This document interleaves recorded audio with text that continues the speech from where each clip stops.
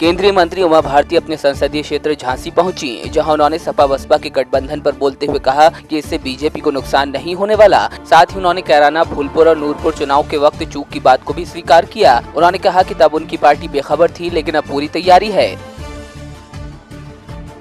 सपा और बसपा के गठबंधन के हमको क्या नुकसान हो सकते हैं, हाँ, ये हमको पहले ही अंदाज हो गया और ये इन्होंने भूल कर दी सपा बसपा ने। कैराना, फूलपुर, नूरपुर के चुनाव के समय पर इनने एकता करी अचानक, उसको हम इतने बेखबर थे कि उसके दुष्परिणाम हमें आए। अब हमने सब तैयारी कर ली है। हम इनकी एकता के कारण कैसे वोट कम होते हैं और उन वोटों की पूर्ति कैसे करना, इसकी इन्हीं से हमने सबक सीख लिया। इसलिए अब हमें कोई दुष्परिणाम, ये एक हो जाएंगे तो भी हम जीतेंगे, नहीं एक होंगे तो भी हम जीतेंगे।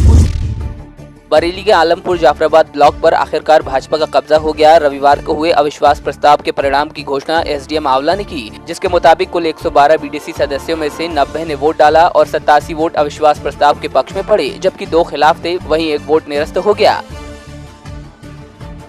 था आलमपुर जाफराबाद ब्लॉक में 10:30 बजे अविश्वास प्रस्ताव की कार्रवाई शुरू हुई। बैठक बुलाई गई, 12:30 तक बैठक चली। 12:30 से 3:30 बजे तक मतदान हुआ। मतदान के बाद मतगणना की गई और जिसमें अविश्वास प्रस्ताव पास हो गया और ब्लॉक प्रमुख आलमपुर जाफराबाद का पद मतगणना। सर कितने मत पड़े? लगभग 90 मत पड़े थे जी, और इसमें से 87 मत अविश्वास प्रस्ताव के फेवर में थे, 2 अगेंस्ट में और 1 निरस्त किया गया। बांदा में किसी वारदात को अंजाम देने की फिराक में बैठे 2 बदमाशों को पुलिस ने दबोच लिया। दोनों बदमाशों के पास से पुलिस को 2 अवैध देसी राइफल और 5 जिंदा कारतूस बरामद हुए। पकड़े गए दोनों आरोपियों पर पहले से कई आपराधिक मामले दर्ज हैं। बांदा की बबेरू कोतवाली क्षेत्र के ग्राम मोरबल पर जमीनी विवाद को लेकर 2 पक्षों में झगड़ा हो गया, जिसमें एक पक्ष के आधा दर्जन लोग घायल हुए हैं, जिनको बबेरू सामुदायिक स्वास्थ्य केंद्र में भर्ती कराया गया है। कन्नौज में अब अन्ना मवेशियों से अपनी फसल बचाने में जुटे किसानों के लिए अच्छी खबर है। प्रदेश सरकार द्वारा गौशाला बनाने के निर्देशों का असर जमीन पर दिखने लगा है। करीब 2.5 हेक्टेयर की जमीन पर गौशाला बनाने का काम शुरू हो गया है। ये गौशाला सदर तहसील के पुरसा गांव में बन रही है, जिससे आसपास के सैकड़ों अन्ना जानवरों को संरक्षित कर किसानों की फसल को होने वाले नुकसान से बचाया जा सकेगा।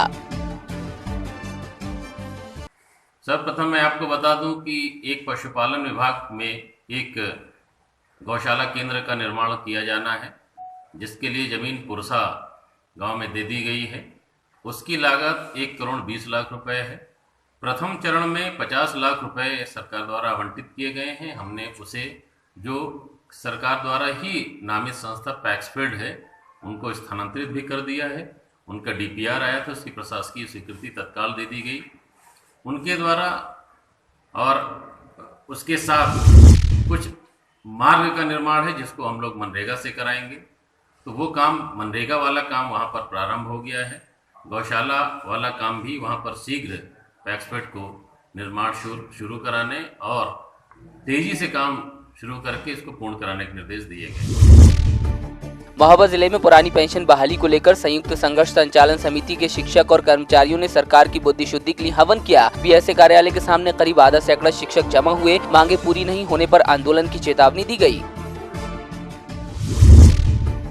महोबा जिले में अवैध विस्फोटक सामग्री का धंधा जोरों पर है। ये विस्फोटक मध्य प्रदेश से लाया जाता है। वहीं अब अभियान चलाकर पुलिस ने बड़ी कामयाबी हासिल करते हुए भारी मात्रा में विस्फोटक सामग्री बरामद की। साथ ही 3 लोगों को गिरफ्तार कर सलाखों के पीछे भेज दिया। हमीरपुर जिले से गुजरने वाले NH 34 पर 3 छात्रों को तेज रफ्तार रोडवेज बस ने रौंद दिया, जिसमें एक छात्र की मौत हो गई, जबकि 2 छात्र गंभीर रूप से घायल हुए हैं। बताया जा रहा है कि छात्र परीक्षा देकर लौट रहे थे। बलरामपुर के उतरौला स्थित गैंडास बुजुर्ग में चल रहे 2 वर्षीय DLED प्रशिक्षण का समापन समारोह आयोजित किया गया, जिसमें प्रशिक्षुओं ने सामाजिक कुरीतियों पर चोट करने वाली प्रस्तुति पेश की। इस दौरान बेसिक शिक्षा अधिकारी भी मौजूद रहे।